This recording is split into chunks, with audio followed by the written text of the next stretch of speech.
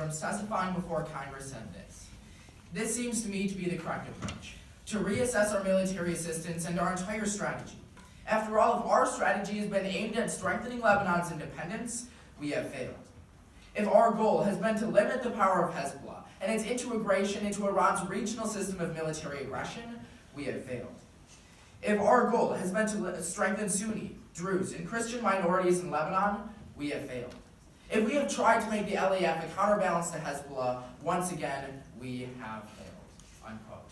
It is because by any way you look at it, our aid to Lebanon has failed to produce the desired result, and has only gone towards funding a terrorist group, that my partner and I put forth this policy. In today's speech, I'd like to first go over the goal of the affirmative team before diving into the three main points, which will echo the justifications we brought up in our 1AC. Let's first go over the goal of stop supporting terrorism.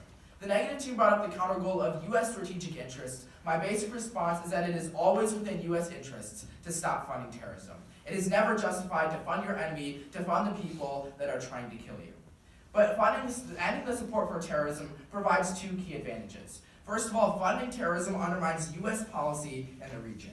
Caroline Blix writes in 2019, quite simply, a policy that ignores Hezbollah's control of Lebanon will diminish U.S. standing in the region, harming its ability to deter its adversaries and enemies, first and foremost Iran and Russia, unquote. One of the main purposes of our sanctions policy, and this is my response to the negative team's argument about sanctions, is to reduce Hezbollah's money flow. Yet these sanctions aren't as effective as they could be, as well as other policies against Hezbollah, because while at the same time we're sanctioning them, we're directly giving them money. This brings me to the second reason stop supporting terrorism is important, and that is that funding terrorism puts innocent lives in danger.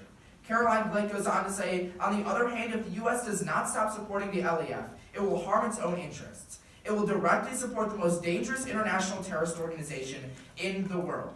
With Hezbollah firmly in control of the Lebanese government, the U.S. will have no way of denying that its support for the Lebanese military directly empowers Hezbollah, unquote. This brings me into the first major point in today's speech, and that is that Lebanon is a terrorist haven. The United States Department of State officially designated Lebanon a terrorist safe haven because instead of fighting against terrorist groups, recently they've actively cooperated with terrorist groups and supported them. I'd like to give three examples of them supporting Hezbollah. The first is precision missiles. Yossi Mancharoff writes in a research report for the Jerusalem Institute for Strategic Studies, published in 2018. While the U.S. is aiding the Lebanese army, the latter is collaborating with Hezbollah and enabling it to go ahead with its project for converting its missiles into precision missiles, unquote. Precision missiles would be able to target Israel, target innocent civilians with deadly accuracy. And Lebanon is using U.S. aid to help Hezbollah obtain these weapons. The second example I have for you is of tanks. The report goes on to say, according to the IDF, the Lebanese army tanks fought side by side with Hezbollah tanks in several different battles, such as in the Battle of Marsal, unquote. We see that rather than fighting against terrorism, the Lebanese army is actually fighting side by side with Hezbollah for Hezbollah's interests and against the U.S. interests. And the final example I'd like to bring up is that of Hezbollah's version of Hitler Youth. The Lebanese government diverts government funds to the Mighty Scouts, which is basically Hezbollah's indoctrination program for youth, who then fight for Hezbollah in the future. It is not okay to be funding this group. The second reason they're a terrorist safe haven is that they support and cooperate against ISIS. Now, they fought against ISIS in the past, but then in 2017, they negotiated a peace deal with ISIS, and they have since been cooperating with them. According to Adam Credo, writing in 2018, the notion that the LAF is a partner in the fight against ISIS is flawed. There is no ISIS stronghold in Lebanon, and whatever small pocket there was on the border with Syria was evacuated last summer through a negotiated peace deal following a brief skirmish, which incidentally the LAF did in full coordination with Hezbollah on the ground, unquote. In a research report by Harding Lang and Ali Awadallah, they go on to say that lately Lebanon has actually been cooperating with ISIS and giving ISIS fighters safe passage through the country so they can operate in the region. We should not be funding a country that supports terrorism in this way. I'd like to respond to their second and third disadvantages about how we are losing U.S. influence to Russia. I have a couple responses. My first response is that the United States has already lost influence. Russia actually recently signed a $1 billion arms deal with Lebanon. Russia is actually giving more aid to Lebanon than the United States, and that has actually caused them to supplant our influence. Caroline Blake, writing in 2018, says both Iran and Hezbollah are aligned with Russia. In other words, Russia already holds far more sway over Lebanon than the United States, due to alliance with Iran, which controls the Lebanese armed forces through Hezbollah, unquote. My second response is that Russia and other countries can't completely fill the void. The idea that Hezbollah will be just as strong because other countries will pick up the slack isn't true. The United States gives higher technology weapons, such as the precision missiles I mentioned, and other countries wouldn't be able to completely fill the void. And my third response is that it still doesn't justify it. Just because other countries are funding a country that supports terrorism does not justify us doing the same. This brings me into the second major point in today's speech, and that is that Hezbollah controls Lebanon. They have three-pronged control over Lebanon.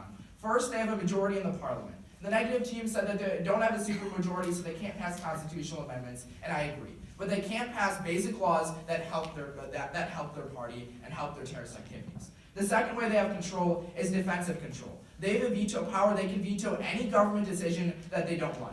And the third area of control is that they control most of the major ministries, including the defense ministry, which directly controls the army. It caused the U.S. Department of State, in their latest country reports on terrorism, to conclude that Hezbollah has political power in Lebanon.